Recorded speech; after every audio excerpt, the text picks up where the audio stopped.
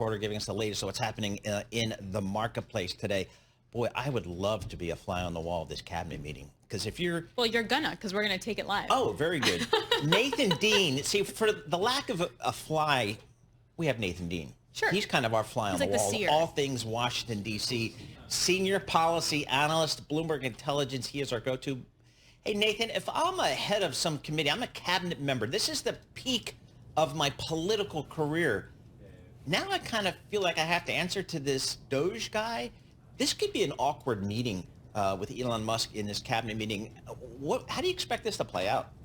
Yeah, this is, I think, one of the biggest meetings that we've seen here in Washington in some times because, you're going to have Elon Musk essentially saying that, if, for example, when he says, if you don't reply to any of these emails, you're going to get fired. Well, that's not up to him. That's up to the agency leaders. So what I think will happen in this meeting is that they're going to go around and they're going to discuss what they need to discuss. But the agency leadership is going to be looking for President Trump to give them some indication, does Elon Musk speak for him?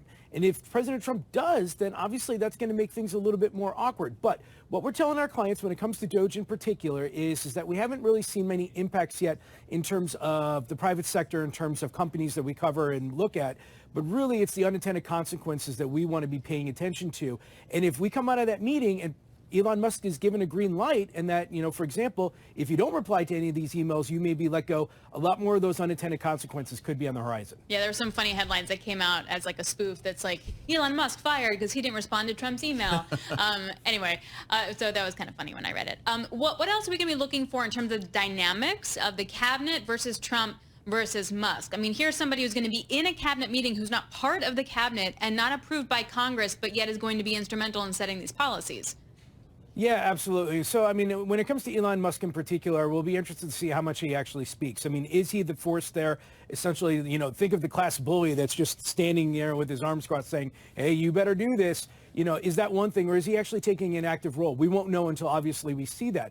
But when it comes to the agency leaders, just remember, they were all confirmed to lead an agency, and they all believe that they can do that, and they don't want Elon Musk looking over their shoulder. Now, whether it's having a Doge team embedded in your agency or you're just deferring to Doge, each agency is going to play out a little bit differently. I look for the national security agencies. They're certainly going to come back and say, look, due to national security concerns, we're not going to talk about this. We're not going to discuss this. But, for a lot of the industries that we cover, whether it's mortgage servicers or banks or, banks in particular, they'll be certainly interested to see if Elon Musk decides that he wants to look at the Treasury market, for example. Well, that's something banks should start paying attention to. So I don't think you're going to see anything come out of this meeting that's immediate in terms of catalysts.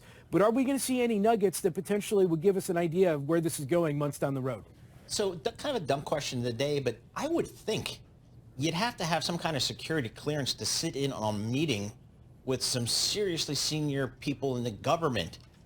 Does Elon Musk have security clearance? Do we know anything about that? So not to my knowledge that he does. I mean, I'm sure Bloomberg News is looked into this, but I personally don't know that he has any security clearance.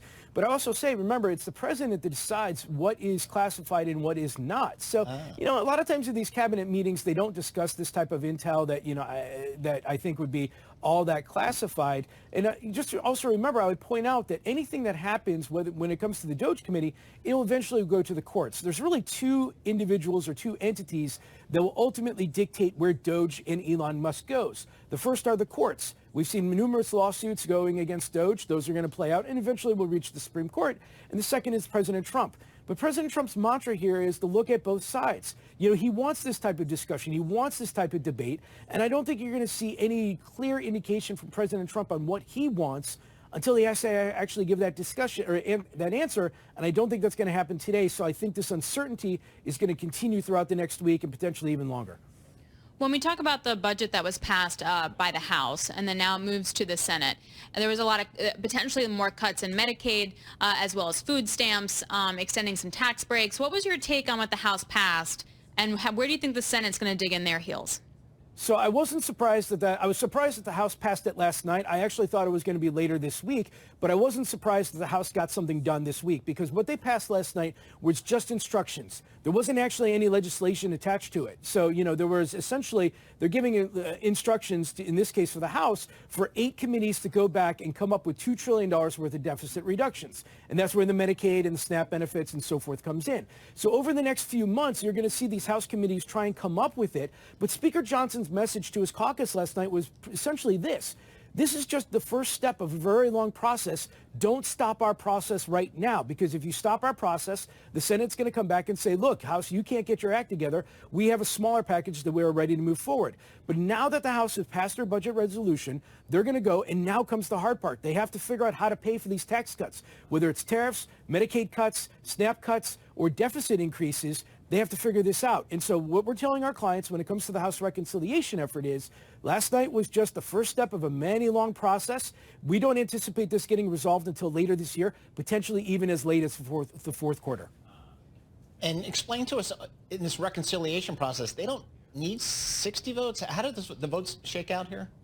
Yeah, so you can essentially bypass the filibuster. In the Senate, for most legislation, you need 60 votes. So in this case, you need 7 Democrat votes to avoid any filibuster. But when it comes to reconciliations, think of it as a budget resolution as opposed to legislation.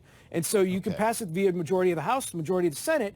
You just can't pass things that don't impact the budget. You need the Senate parliamentarian to rule off on that. So things like trying to increase the national minimum wage to $15, like what the Democrats tried a few years ago, doesn't fly. And as a result, it can't go through reconciliation. So there's a lot on your plate. There's a lot on DC's plate. What else are you looking at? What are some other things that we're not talking about that's sort of front and center in your world? So obviously the news cycle is really thick these days with DOGE and the House Reconciliation Bill. But I would just remind everybody that next week you have this doubling of the State of the Union address on Tuesday, also with the anticipated deadline of these Canadian and Mexican tariffs. And so I certainly point out that, the news cycle is really focused on this. But from a market impact, it's those tariffs that we're actually most interested in at this point, because the tax effort, that's going to take all year. The DOGE effort, we're not seeing a ton of private sector impacts yet. But those tariff impacts, whether it's things like fertilizer or automobiles or lumber, that could potentially hit as soon as next week. So definitely be keeping your eye on that. And Nathan, just seeing that House move last night, moving the legislation forward, even though it's just the first step of a long step in terms of the budget, it seems like President Trump's hold on his party, the Republican Party, is as strong or stronger than it's been. Is the expectation that he's getting, I guess, maybe even more influential over his party? Yeah, he certainly is. He has the hold on the Republican Party. And in this case, the Republicans only have 220 to 215. And it's a little bit less these days because there's a couple of folks there are a couple offices that aren't held. But, President Trump even hinted at this last month that he said, look, if I need to get people across, and I'm paraphrasing here, I may have a meeting with every single member of the Republican caucus so that I can look that member in the eye and say, are you going to derail my agenda? Because if so, tell me it to my face so that I can work my way around to try and influence you otherwise. And so when it comes to this, and what we're telling our clients is for the reconciliation effort, we do think something is going to pass. We're saying failure is not an option, because at the end of this year, if failure does occur, taxes for most Americans go up. So failure is not an option. We just don't know what the specifics of that package looks like. And we do think President Trump, at a certain point, will pull every member of the Republican caucus, look at them in the eye and say, are you going to derail my agenda? Tell me right now. Going back to the tariff issue that you were talking about, I know with Canada and Mexico, it's more specific, but I'm obviously looking at the commodity tariff landscape and getting that news yesterday that they're looking into an investigation on copper. There was confusion as to what that was. Is it raw copper? Is it refined copper? Is it literally copper wires? And if you add that together with steel and aluminum, what do we think the playbook and template's going to be? Yeah, so this has actually been challenging. We had an internal discussion with our metals and mining analysts about this as well. And when it comes to these tariffs, what you have to remember is what's the process?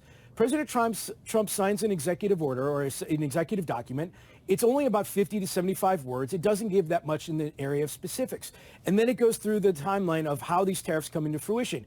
Is it a declaration of international economic emergency? Well, that happens fairly quickly, but more times, and this is where we think it's going to go with copper and the aluminum and metals tariffs, is that it defers at the Commerce and Treasury. They come up with a plan. They come up with the specifics. They report back to the White House. So right now, we still don't know what those copper tariffs would look like, but we are anticipating additional language coming back from the agencies that will give us more color, and then we'll be able to identify how the impact to that markets. But you're probably still going to have to wait a few weeks, if not a month on that. All right, as a former manager of Bloomberg Intelligence, I love what I just heard. They talk together. My policy analyst in Washington, D.C., boots on the ground, speaking with our metals and mining analyst about the business implications of different policies.